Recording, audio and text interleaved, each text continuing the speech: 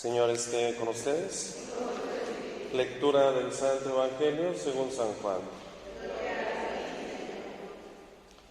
En aquel tiempo Jesús dijo a sus discípulos: Yo soy la verdadera vid y mi Padre es el viñador. Al sarmiento que no da fruto en mí, Él lo arranca, y al que da fruto lo poda para que dé más fruto. Ustedes ya están purificados por las palabras que les he dicho. Permanezcan en mí y yo en ustedes. Como el sarmiento no puede dar fruto por sí mismo si no permanece en la vid, así tampoco ustedes si no permanecen en mí. Yo soy la vid, ustedes los sarmientos. El que permanece en mí y yo en él, ese da fruto abundante, porque sin mí nada pueden hacer.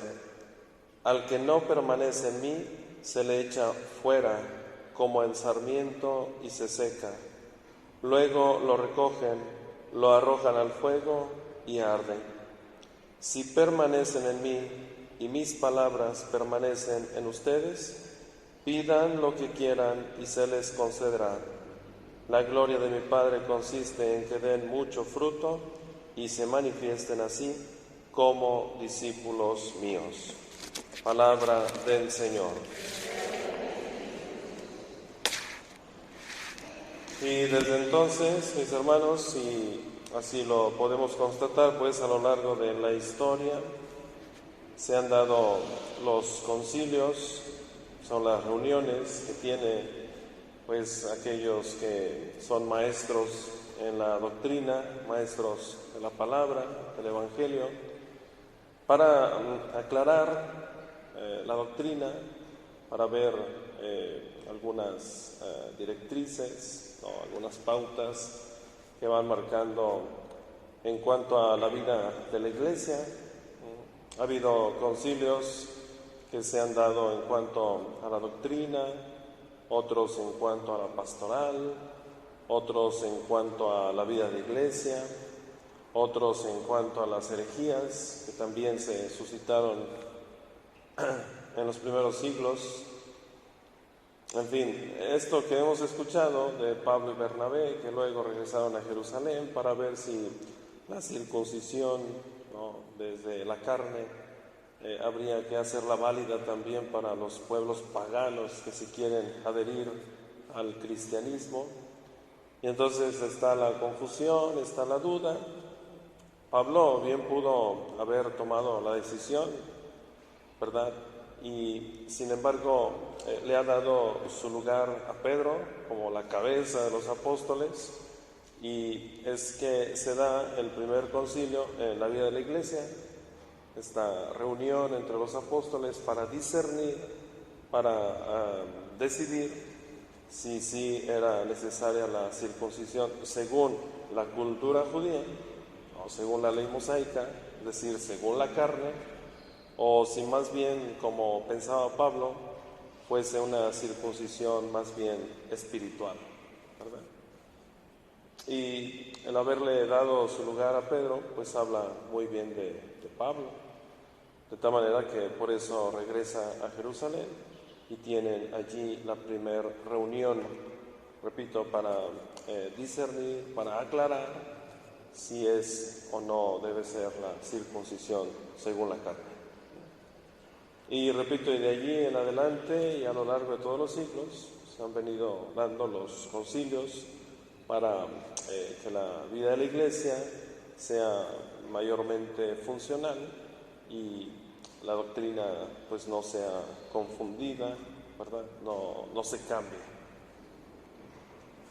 Y hoy por hoy, bueno, pues el más reciente, Concilio Vaticano II, 1962-65, en donde pues ha tenido esta connotación meramente pastoral, ¿no?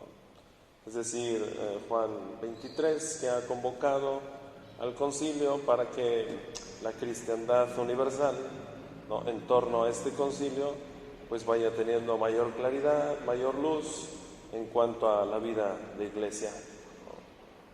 Hasta entonces había sido una iglesia meramente cultual, dedicada al sacramento de la Eucaristía y de las confesiones y nada más. Y dice Juan 23, ¿no? Hay que darle un nuevo ímpetu, ¿no? Un nuevo impulso a la vida de la iglesia, que salga de las sacristías, que salga de los templos y sea más cercana a las personas. Y entonces por eso se ha dado toda una renovación pastoral, ¿no? Basta pues leer los documentos emanados de esta reunión para que nos demos cuenta, ¿no? En la vida de iglesia, la riqueza tan grande a través de estos documentos que los maestros en doctrina pues nos han dejado a la posteridad, Van casi 60 años de su celebración y todavía nos cuesta mucho trabajo entender lo que el Concilio Vaticano II ha traído para la vida de iglesia. Como en aquel entonces, ¿no? Después de la reunión que tuvieron Pablo, Bernabé y los apóstoles, pues seguramente no, todavía quedan confusas muchas cosas. Y sin embargo, pues ahí están los maestros de doctrina, maestros de vida espiritual, los maestros de la revelación, pues para enseñar a la iglesia naciente el camino que se ha de seguir. Y claro que a nosotros, desde entonces y hasta hoy, pues nos queda más que obedecer, la obediencia.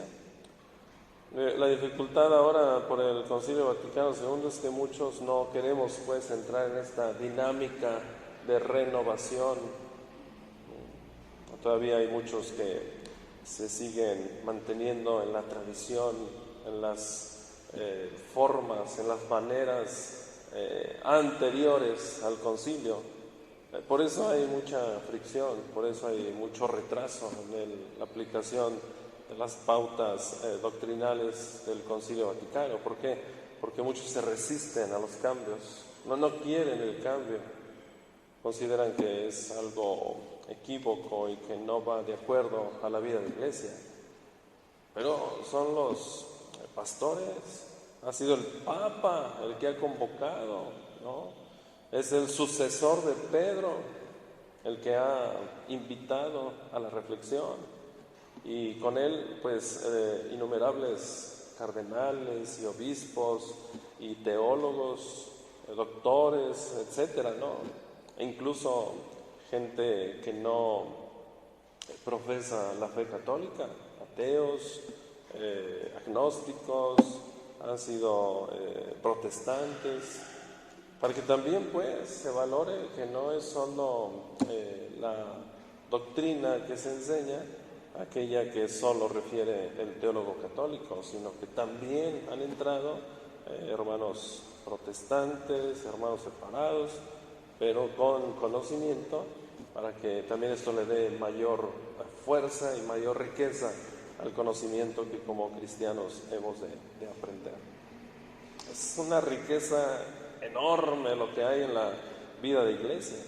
Tiempo nos faltaría para aprender tantas cosas, ¿verdad? Y el Concilio Vaticano II ha dado tanto para aprender, para estudiar, para reflexionar, para aplicar, que bueno, habría que tener un acercamiento pues a los documentos. Y de ello, bueno, pues es un libro que se llama el Concilio Vaticano II, que todo fiel cristiano debería de tener, debería de leer, porque es doctrina y es una, repito, riqueza tan grande que tenemos, ¿no? Santa Escritura, Magisterio de la Iglesia, que es el Catecismo de la Iglesia, y el Concilio Vaticano II. Y la tradición, ¿no? Los textos de los Santos Padres. Todo eso, bueno, pues da todo un conocimiento enorme en la doctrina, y dice uno, ¿a poco esto existía? ¿A poco esto? Y mira, y nosotros que pensamos que nomás con escuchar la palabra ya era bastante. Enorme la doctrina, ¿no? Entonces, aprovechan la ocasión, repito, Pablo y Bernabé, para que reunidos en concilio, ¿no? Reunidos en asamblea, pues puedan discernir muy bien lo que es para el buen caminar de la iglesia. Claro está, bueno, es la necesidad que se tiene, porque como hombres no alcanzamos a entender. Hubiera estado el Señor Jesús en ese momento, pues, rápidamente hubiera respondido, hubiera aclarado las dudas, nos hubiera dado la pauta así inmediata para seguir. Pero los hombres somos débiles y somos limitados en nuestro conocimiento. Por tanto, necesitamos discernir las cosas, pensarlas muy bien para luego poderlas poner en práctica. Por eso es la necesidad de las reuniones, de las asambleas, de los concilios, para aclarar muchas cosas. Y qué bueno, porque si cada quien se manejara como quisiera, pues esto fuera un desorden. Si de por sí, ¿no? La gente que no quiere entender, que no quiere ponerse en esa postura, ¿no? De seguir una línea, y hoy ocurre, Por eso hay muchos conflictos internos en la vida de la iglesia, porque mientras que el pastor supremo, digamos, aquí en la tierra, el Papa, va dando las directrices, las líneas para el trabajo común como iglesia, hay gente que dice que no, Incluso dicen que el Papa es el anticristo, ya valió desde ahí. Y gente católica, creyente, llena de fe, es atentar contra el dogma, y el dogma es la revelación, e ir en contra de la revelación me convierte ipso factamente en un hereje. Y ahora, hereje yo, porque voy en contra de la doctrina, porque no estoy de acuerdo con el Papa. Recordemos que es el dogma de la infalibilidad. El Papa está exento de error. Y decir que el Papa se equivoca o que es el demonio, eres un hereje. Y luego, como hereje, estar enseñando esa doctrina a los demás, qué mal hace uno a la iglesia. Y luego uno se queja, que porque son los pastores los que se equivocan, que porque son los pastores los que andan mal, que porque... Bueno, es que cuando uno no quiere obedecer, pues uno es el que está equivocado. Hay que obedecer porque es nuestra obligación como bautizados, como fieles cristianos. Entonces imagínense donde Pablo haya dicho, ¿sabes qué? Aquí nosotros decidimos. Cuando ellos, pues, Pablo y Bernabé están con los pueblos gentiles, ¿no? Allá los pueblos romanos, griegos. Si él hubiese dicho, aquí nosotros decidimos, en ese momento se hace un cisma de la iglesia. Pero como en una iglesia naciente, apenas está el acontecimiento de la resurrección reciente, y ya los apóstoles en divisiones, imposible. ¿Cómo? Entonces, ¿dónde queda la enseñanza de Cristo Jesús? De permanecer, como dice el Evangelio, permanecer unidos a Él.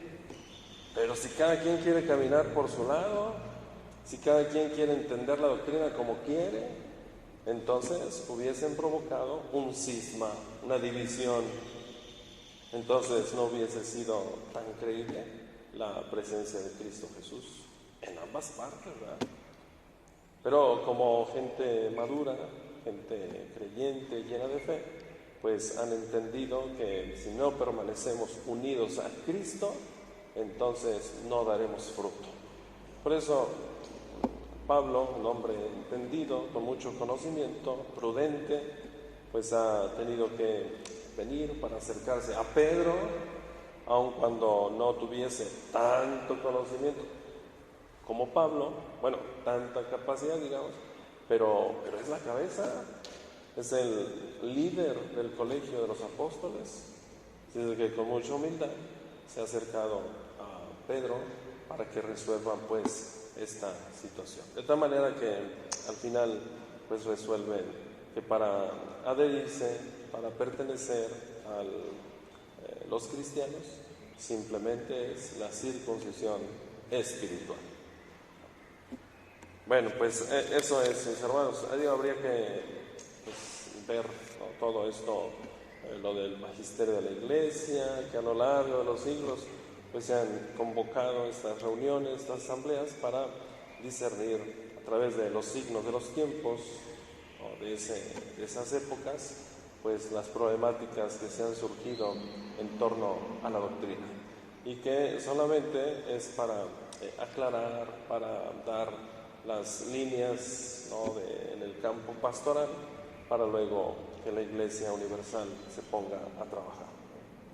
Así de que pues hoy en día nos toca más que obedecer al Papa y aplicar las líneas del Concilio Vaticano II.